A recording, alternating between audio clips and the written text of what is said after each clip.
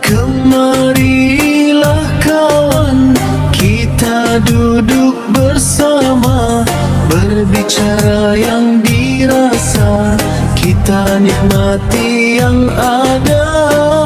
Kurangi bebanmu agar ringan pikiranmu, lupakan masa lalumu, tinggalkan perbuatan dosamu. Sambut masa depanmu dengan karunia Islam, dipenuhi petunjuk dan cahaya, agar tidak tersesat di jalan.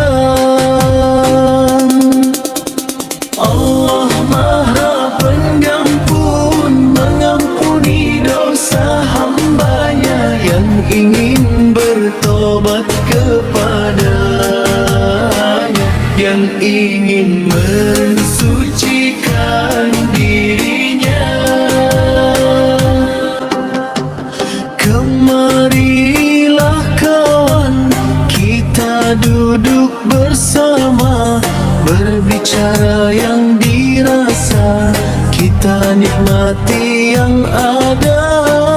Kurangi bebanmu agar ringan pikiranmu, lupakan masa lalumu, tinggalkan perbuatan dosamu.